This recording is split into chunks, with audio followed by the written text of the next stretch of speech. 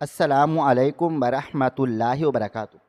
میرا شوہر کوئلے سے بھی زیادہ کالا تھا، جب کہ میں بہت خوبصورت تھی۔ مجھے اپنے شوہر سے نفرت تھی اور اسی وجہ سے میں اس کا بچہ جنم نہیں دینا چاہتی تھی، جب کہ میرا شوہر روز میرے لیے ڈھیروں پھل فروٹ لاتا تاکہ میں اس کا صحت مند بچہ پیدا کر سکوں، جب کہ میں اس کا بچہ پیدا ہی نہیں کرنا چاہتی تھی، حالانکہ میری ڈلیوری کے دن بھی بہت زیادہ نزدیک تھے۔ یوں ایک دن میں جان بوجھ کر پھسلی تاکہ بچہ ضائع ہو جائے۔ جو ہی مجھے تیز درد شروع ہوا تو شوہر مجھے فوراً ڈاکٹر کے پاس لے گیا۔ کچھ دیر کے بعد جب مجھے ہوش آیا تو یہ دیکھ کر روح لرز گئی کہ میرا شوہر گود میں مردہ بچہ اٹھائے پورے ہاسپٹل میں مٹھائی بانٹ رہا ہے، اور جب وہ میرے پاس آیا تو اس نے مجھے ایک ایسی چیز دکھائی کہ میرے پیروں تلے سے زمین نکل گئی، کیونکہ میں جب ہوش میں آئی تو میں ہاسپٹل کے بیڈ پر بے سود لیٹی ہوئی تھی۔ مجھے نرس نے افسردگی سے بتایا کہ ہم آپ کا بچہ بچا نہیں پائے۔ یہ خبر سن کر ایک لمحے کے لیے میرے دل کو کچھ ہوا تھا، جیسے میرے جسم سے کسی نے میری روح جدا کر دی ہو۔ میں نے خالی خالی نظریں ارد گرد دوڑائیں تو مجھے منور نظر آیا۔ اس نے گود میں مردہ بچے کو اٹھایا ہوا تھا اور وہ پورے ہاسپٹل میں مٹھائیاں بانٹ رہا تھا۔ مجھے ہوش میں دیکھ کر وہ بھاگ کر میری جانب چلا آیا اور بولا، مبارک ہو منزہ، تم نے بیٹے کو جنم دیا ہے، مگر یہ مر گیا ہے، لیکن کوئی بات نہیں، میں اس کو اپنے پاس رکھوں گا کہ یہ میرا بیٹا ہے، میں اس کو دفن نہیں کروں گا۔ منور کی بات سن کر ایک دم سے میرا دل بیٹھ گیا تھا۔ اس نے مجھے بچے کی شکل دکھائی، وہ ہو بہو میری کاپی تھا، سرخ اور سفید رنگت، پیاری سی ناک، چھوٹے چھوٹے ہونٹ۔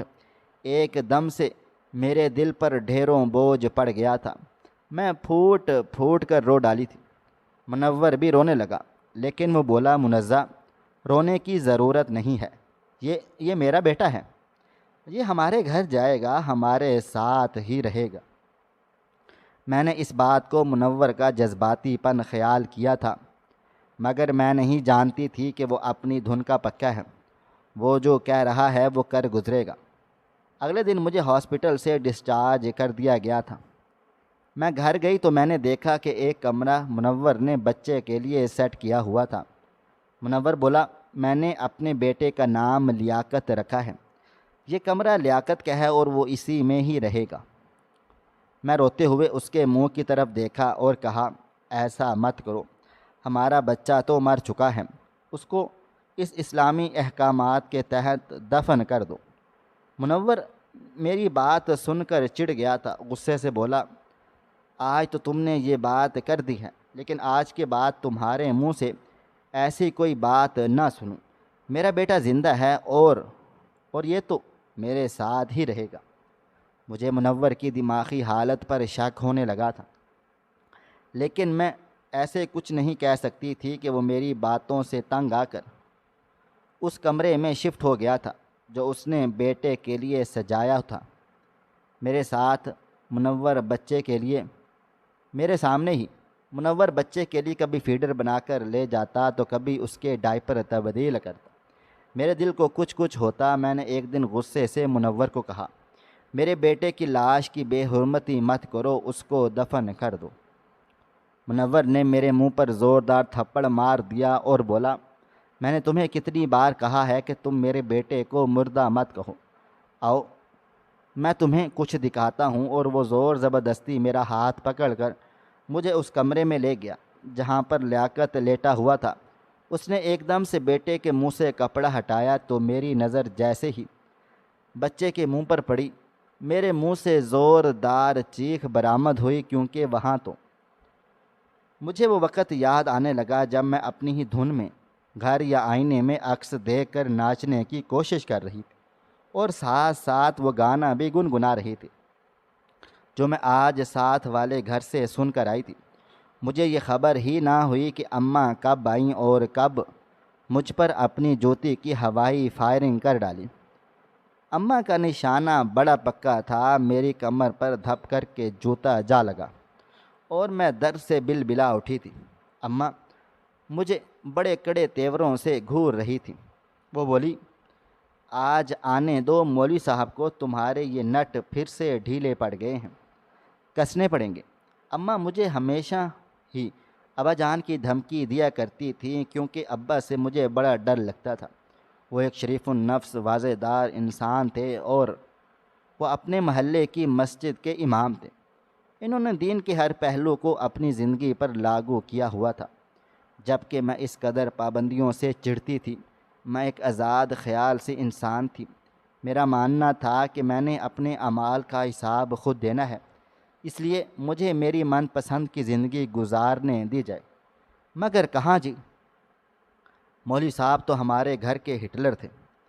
میں اور میرے چھوٹے بہن بھائی ان سے بڑا ڈرتے تھے۔ مجھے گانے سننے، ڈرامے دیکھنے اور ناول پڑھنے کا بڑا شوق تھا، مگر ہمارے گھر میں ان چیزوں کو مشروب ممنوع کی طرح قابل نفرت سمجھا جاتا تھا۔ مگر میں کہاں کسی کے کہنے میں تھی۔ میں اپنی سہیلیوں سے ان کے ناول ادھار لے کر کتابوں میں چھپا کر پڑھتی تھی۔ ناول میں جب کسی دراز قد، کلین شیو اور گہری آنکھوں والے ہیرو کا ذکر آتا تو میرا دل دھڑک اٹھتا تھا۔ میں نے زمانے والوں سے چھپ کر بہت سے خواب اپنی پلکوں تلے چھپا کر رکھے تھے۔ میں پر امید تھی کہ ایک نہ ایک دن مجھے میرے ناولوں کے جیسا ہیرو لڑکا بہانے آ جائے گا، پھر اس کے بعد میری زندگی میں سکھ ہی سکھ ہوگا۔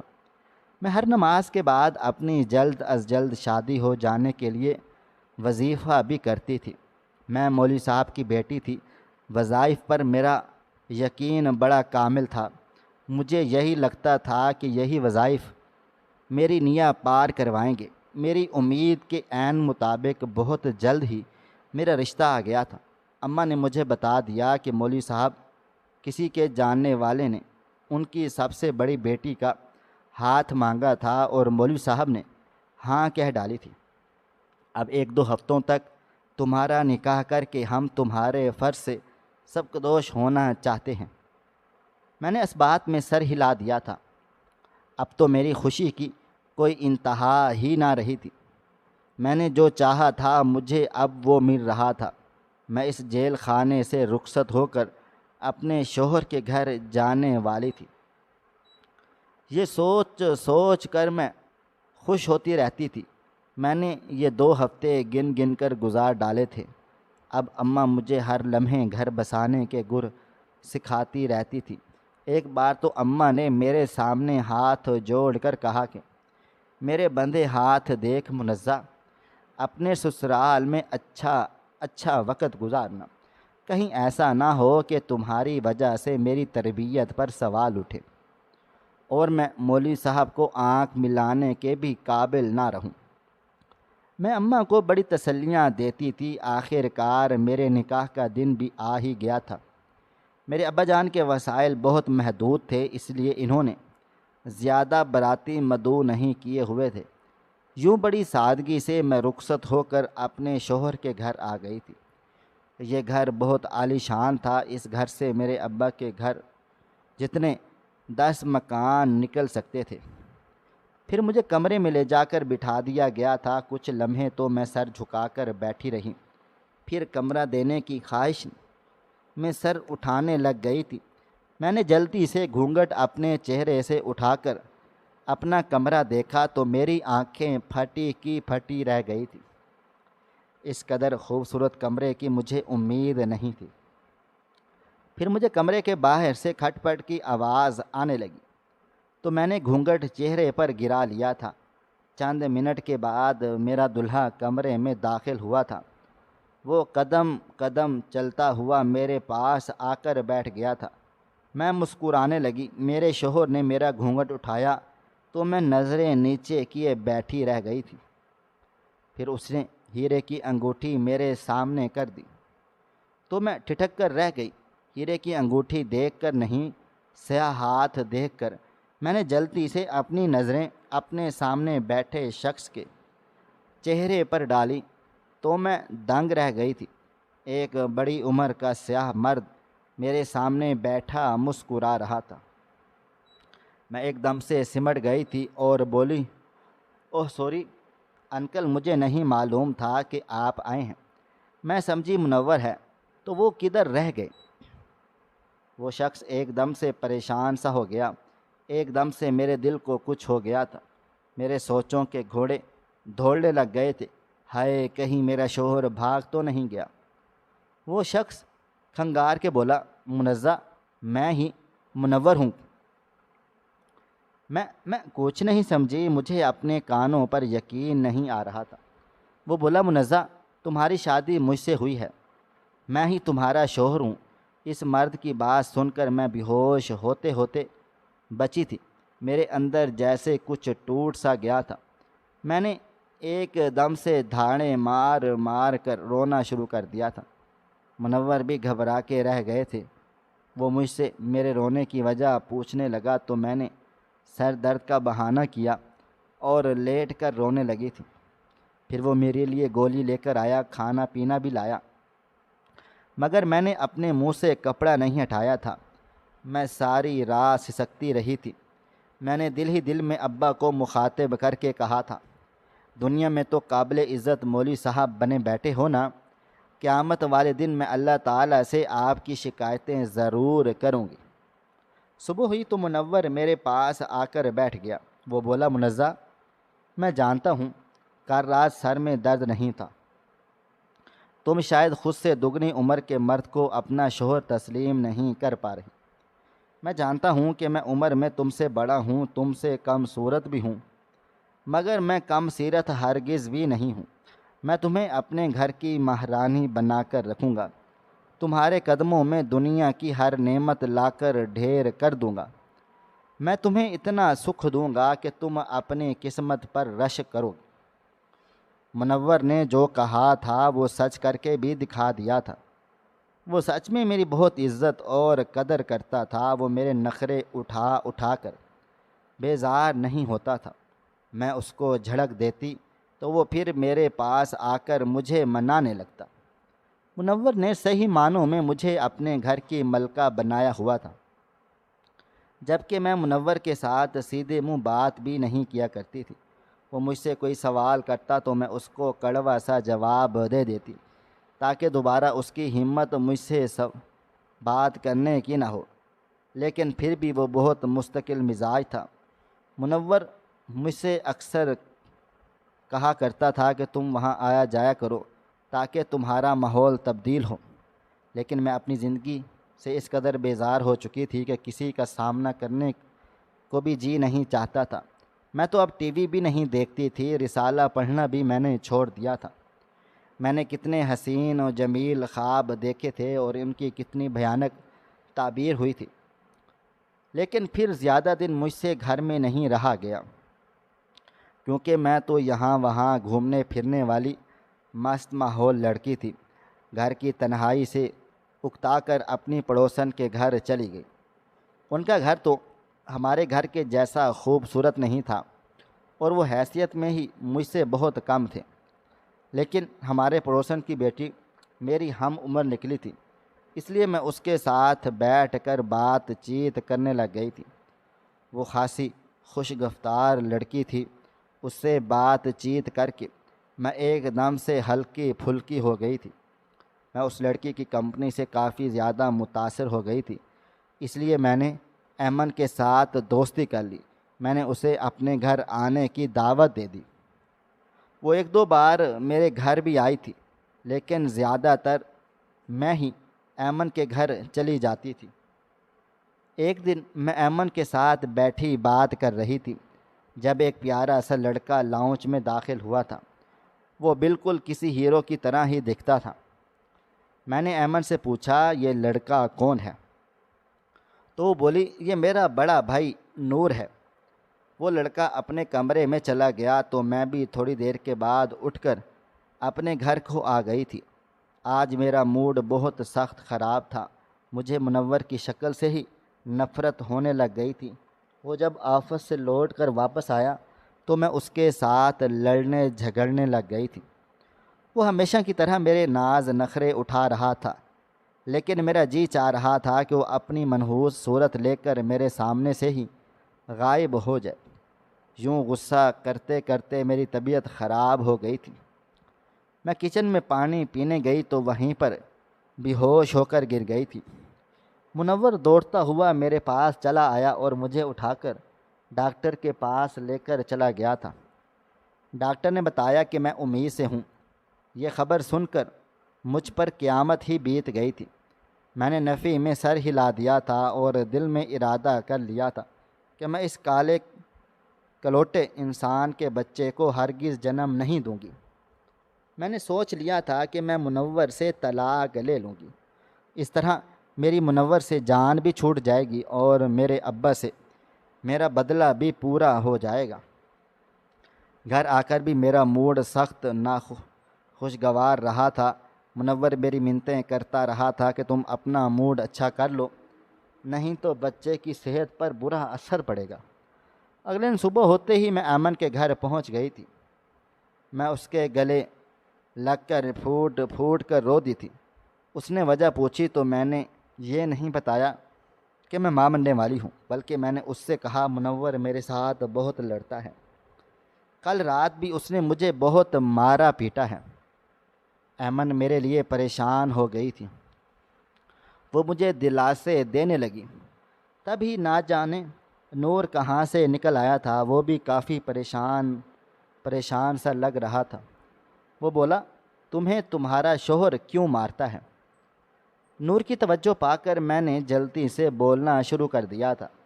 میں بولی، منور اپنی عادتوں سے مجبور ہے، وہ مجھے چھوٹی چھوٹی باتوں پر مارتا پیٹتا ہے۔ نور میرے پاس آ کر بیٹھ گیا تھا۔ وہ بولا، اگر تمہارا شوہر تمہیں مارتا ہے تو اس کے خلاف پولیس میں شکایت درج کروا دو۔ میں بولی، نور مولوی کی بیٹی ہوں، میں کہاں سے تھانوں کے چکر لگاتی پھروں گی؟ نور نے جلدی سے مجھے اپنا موبائل فون نمبر دیا اور بولا، اگر تمہیں پھر منور نے مارا تو تم مجھے کال کر کے بتا دینا۔ تم اب بے فکر ہو جاؤ، میں سب کچھ سنبھال لوں گا۔ میں نے نور کا نمبر لے کر چلی گئی تھی۔ میں بہت زیادہ خوش تھی۔ شام میں ہی میں نے اس کو دفن کر دیا تھا۔ میں نے کہا کہ میں نے آپ کا شکریہ ادا کرنے کے لیے فون کیا ہے، آپ بہت اچھے ہیں۔ نور میری بات سن کر ہنس پڑا تھا۔ وہ بولا، اچھے تو تم بھی بہت، اس لیے تو میں تمہاری مدد کرنا چاہتا ہوں۔ یوں ہی ہم ادھر ادھر کی باتیں کرتے کرتے 1 گھنٹہ بیت گیا۔ جب منور آفس سے واپس آیا تو میں نے جلدی سے فون بند کر دیا تھا۔ اب میں ہر روز بہانے سے نور کو فون کیا کرتی تھی۔ وہ بھی مجھے آگے سے بہت اچھا رسپانس دے رہا تھا۔ وہ کہتا تھا کہ میں تو ہر وقت تمہارے ہی کال کا انتظار کرتا رہتا ہوں۔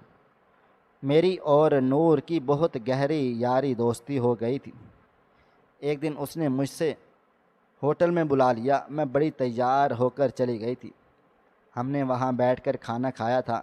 نور بولا، مجھے اس بات کا افسوس رہے گا کہ تم جیسی حسین لڑکیاں یہ امیر بوڑھے لے جاتے ہیں۔ وہ بولا، تمہاری شادی مجھ جیسے لڑکے سے ہونے چاہیے تھی۔ میں نور کی بات سن کر رو پڑی تھی۔ میں بولی، میری بھی یہی خواہش تھی کہ میری شادی تم جیسے لڑکے سے ہی ہوتی، مگر میرے باپ نے میری اجازت لیے بغیر میری شادی منور کے ساتھ کر دی تھی۔ نور بولا، اگر میں ایک بات کہوں تو تم غصہ تو نہیں کرو گی؟ میں جھٹ سے بولی، نہیں، میں کیوں بھلا غصہ کروں گی، تم کھل کر کہو جو کچھ بھی کہنا چاہتے ہو۔ وہ بولا، اگر تم کسی طریقے سے منور سے طلاق لینے میں کامیاب ہو جاتی ہو تو میں تمہیں اپنا لوں گا۔ نور کی بات سن کر میرے قدم زمین پر ٹک ہی نہیں رہے تھے۔ میں بڑی خوشی گھر چلی گئی تھی۔ میں نے سارا دن منور سے طلاق لینے کے منصوبے بناتی رہی، مگر اب جو یہ بچے کی آفت آن پڑی تھی، اس بارے میں سوچ کر پریشان ہو رہی تھی۔ میں کسی قیمت پر بھی منور کے بچے کو جنم دینا نہیں چاہتی تھی۔ اس طرح سے وہ بچہ میرے پیروں کی زنجیر بن جاتا۔ جبکہ منور نے جب سے بچے کی خبر سنی تھی تب سے اس نے مزید میرا خیال رکھنا شروع کر دیا تھا۔ وہ میرے لیے فروٹس لے کر آتا تھا، پھر وہ فروٹ خود کاٹ کر میرے سامنے پیش کرتا تھا۔ وہ چاہتا تھا کہ اس کا بچہ صحت مند پیدا ہو، لیکن میں ہر گھڑی منور کے ساتھ لڑتی جھگڑتی رہتی تھی۔ ایک دن نور نے مجھے پھر سے ہوٹل پہ بلا لیا تھا۔ اس دن میں نے رو رو کر اس کو بتا دیا کہ میں اس کے بچے کی ماں بننے والی ہوں۔ نور میری باتیں سن کر کھانا بیچ میں ہی چھوڑ کر چلا گیا تھا۔ میں اس کو فون پر فون کرتی رہ گئی تھی، لیکن وہ میری کال ہی نہیں اٹھا رہا تھا۔ پھر اس نے بڑی مشکل سے میرا موبائل فون اٹھایا تھا۔ وہ بولا، اب تم مجھے کیوں فون کر رہی ہو؟ تم تو میرے ساتھ کھیل کھیل رہی ہو۔ میں بولی، میں منور کے بچے کو جنم نہیں دینا چاہتی، تمہارے ساتھ گھر بسانا چاہتی ہوں۔ نور میری ساری باتیں سمجھ چکا تھا۔ وہ بولا، ٹھیک ہے، تم منور سے تو اپنا راستہ الگ کرنا چاہتی ہو، لیکن خالی ہاتھ طلاق کیوں لو؟ وہ بولا، تم منور سے اپنا رشتہ ٹھیک کرو اور بہانے سے اس کی ساری جائیداد اپنے نام لگوا لو، پھر تمہارے پاس نہ تو پیسے کی کمی ہوگی اور نہ ہی پلاٹوں کی، پیار کی۔ میں خوش ہو گئی تھی، مجھے تو نور کا منصوبہ بہت اچھا لگا۔ اب میں نور کی ہدایت پر عمل کرتے ہوئے منور کے ساتھ اپنے رشتے کو بہتر کر لیا تھا۔ اب میں اس کے ساتھ لڑنا جھگڑنا چھوڑ دیا تھا۔ وہ جیسے کہتا میں ویسے ہی کرتی تھی۔ منور بھی بہت خوش تھا۔ وہ سوچ رہا تھا کہ شاید میں بچے کی وجہ سے بدل گئی ہوں۔ اب میں کہتی، منور تم مجھ سے کتنی محبت کرتے ہو؟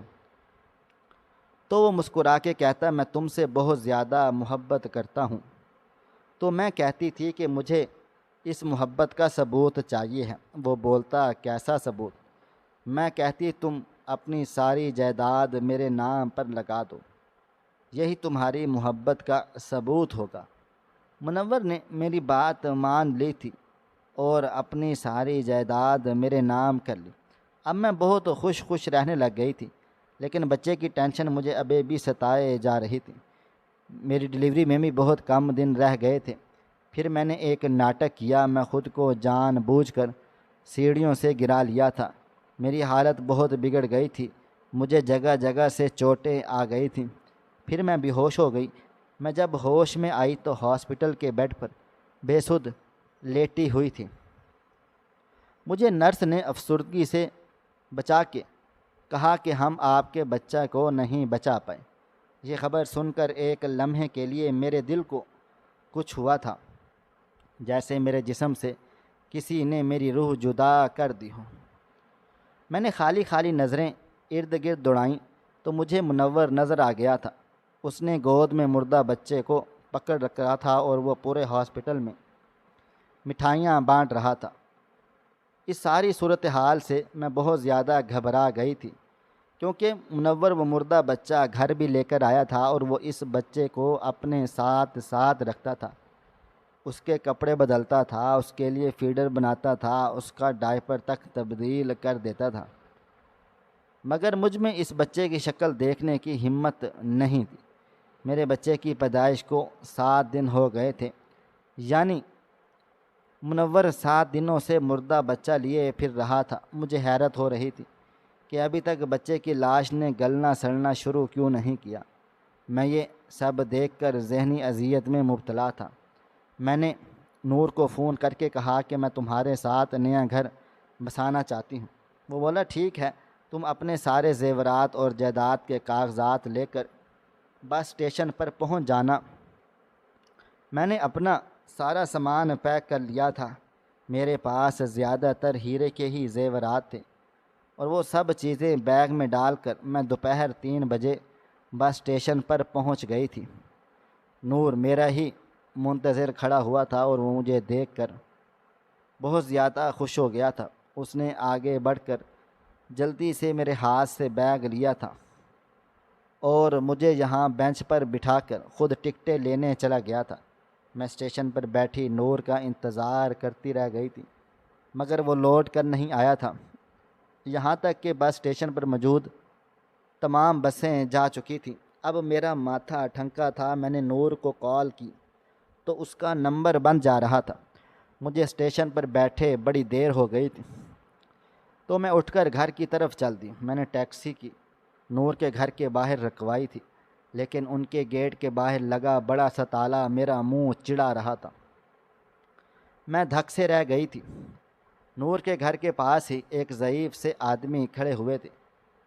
میں بولی انکل آپ کون ہیں؟ تو وہ بولا بیٹا ہم نے یہ مکان خرید لیا ہے۔ اس نے یہاں کا مالک نور تھا، اس نے مجھے بتایا تھا کہ ان کی لاٹری لگ گئی ہے، اس لیے وہ یہ گھر فروخت کر کے کراچی شفٹ ہو گئے ہیں۔ میرے تو ارد گرد ہر چیز گھومنے لگ گئی تھی۔ میں دیوار کا سہارا لے کر گھر پہنچی تو منور کو گھر میں ہی پایا تھا۔ میں نے غصے سے منور کو کہا کہ میرے بیٹے کی لاش کی بے حرمتی مت کرو، اس کو دفن کر دو۔ منور نے میرے منہ پر زوردار تھپڑ دے مارا تھا۔ وہ بولا میں نے تمہیں کتنی بار کہا ہوا ہے کہ تم میرے بیٹے کو بالکل بھی مردہ مت کہو، آؤ میں تمہیں کچھ دکھاتا ہوں۔ وہ زبردستی ہی میرا ہاتھ پکڑ کر مجھے اس کمرے میں لے کر چلا گیا جہاں پر لیاقت لیٹا ہوا تھا۔ اس نے ایک دم سے لیاقت کے منہ سے کپڑا ہٹا دیا۔ میری نظریں جیسے ہی اس بچے کے منہ پر پڑیں تو میرے منہ سے ایک دل سوز چیخ برآمد ہو گئی تھی، کیونکہ وہاں تو ایک گڈھا پڑا ہوا تھا اور اس گڈھے کے منہ پر لیاقت کی تصویر لگی ہوئی تھی۔ میں ایک دم سے پھوٹ کر رو ڈالی تھی۔ منور بولا تمہیں میرے بچے کو قتل کرتے ہوئے ذرا دکھ درد نہیں ہوا تھا کیا؟ تم کیسی ماں ہو؟ تم نے ایک غیر مرد کی خاطر میرا بچہ ہی مار ڈالا۔ مجھے بتاؤ کیا مل گیا تمہیں جس کی خاطر تم نے یہ سب کچھ کیا تھا، اور وہ تمہیں بس اسٹیشن پر بے یار و مددگار چھوڑ کر فرار نہیں ہو گیا؟ مجھے حیرت کا شدید جھٹکا لگا تھا تو کیا منور میری ساری سرگرمیوں سے واقف کار تھا؟ میں نے منور کے قدموں میں گر کر رونے لگ گئی تھی۔ میں نے اس سے ہاتھ جوڑ کر معافی مانگی اور کہا تمہاری ساری جائیداد وہ لے کر بھاگ گیا ہے۔ منور بولا میں جانتا ہوں تم مجھ سے چھپ چھپ کر نور سے ملا کرتی تھی، اس کی خاطر تم نے میرے بچے کو موت کے گھاٹ اتار دیا، اس کی خاطر تم نے مجھ سے جائیداد مانگی تھی۔ میں نے الماری سے سارے اصلی زیور نکال کر ان کی جگہ نقلی زیورات رکھ دیے تھے، جائیداد کے کاغذات بھی نقلی تھے۔ میں جانتا تھا کہ تم نور سے دھوکا کھا کر ہی میرے پاس واپس ہی آؤ گے۔ میں نے بڑی آس امید سے منور کی جانب دیکھا کر کہا تم نے مجھے معاف کر دیا؟ وہ ہنس کر بولا تم میرے ساتھ رہو گی، صبح و شام میری شکل دیکھو گی، کیا یہ قید نہیں ہے؟ تم نے میرے بچے کو مارا ہے، منزہ تمہیں میں عمر قید کی سزا سناتا ہوں۔ منور چلا گیا تھا تو میں پھوٹ کر رونے لگ گئی تھی۔